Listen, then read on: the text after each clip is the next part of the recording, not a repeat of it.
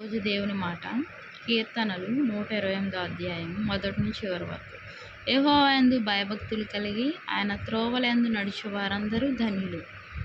నిశ్చయముగా నీవు నీ చేతుల కష్టార్జితమును అనుభవించెదవు. నీవు ధన్యుడవు, నీకు మేలు కలుగును. నీ లోగిట నీ భార్య ఫలించు ద్రాక్షవల్లి వలె నుండును. నీ భోజనపు బల్ల చుట్టూ నీ పిల్లలు ఒలీవ మొక్కల వలె నుందురు. యెహోవా యందు భయభక్తులు గలవాడు ఈలాగు ఆశీర్వదింపబడును. సీయోనులో నుండి యెహోవా నిన్ను ఆశీర్వదించును. నీ జీవితకాలమంతయు యెరూషలేమునకు క్షేమం కలుగుట చూచెదవు. నీ పిల్లల పిల్లలను నీవు చూచెదవు. ఇశ్రాయేలు మీద సమాధానముండును గాక. దేవునికి వందనాలు. దేవుడు ఈరోజు గొప్ప మాటలు పలుకుతున్నాడు. కీర్తనలు 128 అధ్యాయం ద్వారా దేవుడు ఏమంటున్నాడంటే, యెహోవా యందు భయభక్తులు కలిగి ఉంటే, ఆయన త్రోవల్లో నడిస్తే, ఆయన యందు భయభక్తులు కలిగి ఆయన త్రోవల్లో నడిస్తే ధన్యకరమైన జీవితాన్ని ధన్యులుగా చేస్తానంటున్నాడు దేవుడు. ధన్యులంటే ఆశీర్వదింప చేస్తానంటున్నాడు. ఆశీర్వాదాలు కుమ్మరిస్తానంటున్నాడు. చేతుల కష్టార్జితాన్ని అనుభవింపజేస్తానంటున్నాడు. కొంతమంది సరైన ఆహారం తినలేని పరిస్థితి. ఆ రకంగా కాకుండా సమృద్ధిగా మనం ఎంతైతే కష్టపడ్డామో దాన్ని సమృద్ధిగా తినలాగిన దేవుడు చేస్తానంటున్నాడు. నీవు ధన్యుడవు, నీకు మేలు కలుగును. ధన్యకరమైన జీవితాన్ని ఇచ్చి మేలుతో నింపుతానంటున్నాడు. నీ లోగిట నీ భార్య ఫలించు ద్రాక్షవల్లి వలె ఉంటుందంట. అప్పుడెప్పుడు ఇతరులకి ఇచ్చే చేయగా ద్రాక్ష పండ్లు ఎప్పుడు పండ్లు కాస్తూ ఉంటాయి. అనేక మంది దాన్ని ఇష్టపడి పోసుకొని భుజించేవారుగా ఉంటారు. అదే రీతిగా మన యొక్క స్త్రీలు కూడా ఎప్పుడు ఇచ్చే చేయగా దేవుడు వారిని ఉంచుతానంటున్నాడు.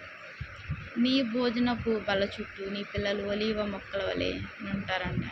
నీ భోజన బల్ల చుట్టూ నీ పిల్లలు ఎలా ఉంటారు? ఒలీవ మొక్కల వలె ఎప్పుడు పచ్చగా ఉంటారంట.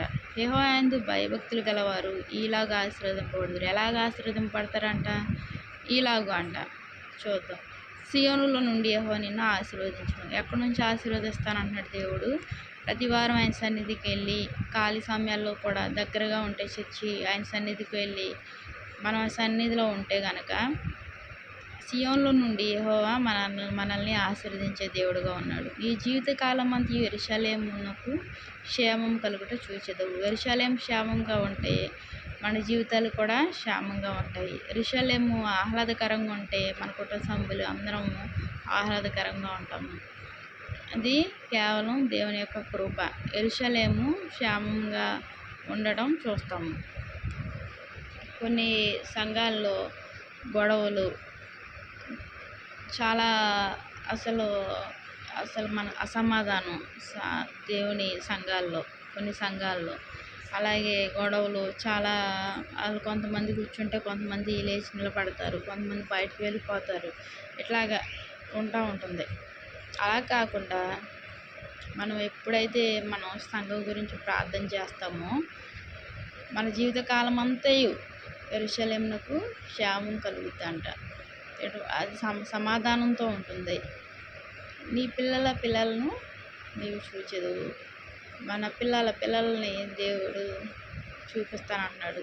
ఇశ్రాయేలు మీద సమాధానం ఉండును గాక.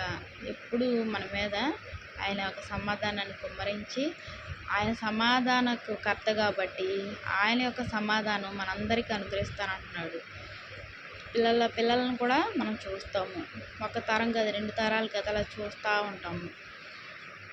ఇశ్రాయేలు మీద నిత్యము సమాధానం ఉంచే దేవుడుగా ఉన్నాడు. ఇశ్రాయేలీల యొక్క జాబితాలో ఆయన మనల్ని చేర్చాడు, మనల్ని రక్షించాడు. ప్రేమతో ఆయన విలువైన రక్తంతో కొనుక్కున్నాడు. ఇశ్రాయేలీల జాబితాలో చేర్చాడు కాబట్టి ఆ సమాధానం, ఆయన దగ్గర ఉన్న సమాధానం మనకు అనుగ్రహించి మన జీవితాల్లో కూడా సమాధానం అంటూ సమాధానం అన్న పరిస్థితి లేకుండా ప్రతి విషయంలోనూ సమాధానం ఇచ్చి నడిపిస్తానంటున్నాడు దేవుడు. దేవునికి వందనాలు. ప్రార్థన చేసుకుందాం. మహాప్రేమ గల తండ్రి, కృపగల నాయన, నీకు ఎన్నో వందనాలు స్తోత్రాలు చెల్లించుకుంటున్నాను దేవా. తండ్రి, నువ్వు ఎంతో శ్రేష్టమైన మాట మాతో మాట్లాడవయ్యా. యెహోవాయందు భయభక్తులు కలిగి నీ త్రోవల్లో ప్రభా, నీ యందు భయభక్తులు కలిగి నీ త్రోవల్లో నడిస్తే ప్రభా తండ్రి నాయన ధన్యకరమైన జీవితాన్ని అనుగ్రహిస్తానంటున్నావు, మేలుతో నింపుతానంటున్నావయ్యా. తండ్రి, అంత మాత్రమే కాకుండా ప్రభా నాయన మా పిల్లల్ని ఒలివ మొక్కల వలె ఉంచుతానంటున్నావయ్యా.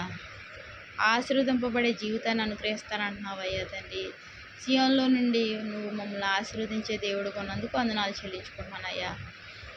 యెరూషలేము యొక్క క్షేమము నిత్యము చూచేవారంగా ఉంచుతానంటున్నావు. పిల్లలను చూస్తానంటున్నావయ్యా, చూపిస్తానంటున్నావు. వందనాలు.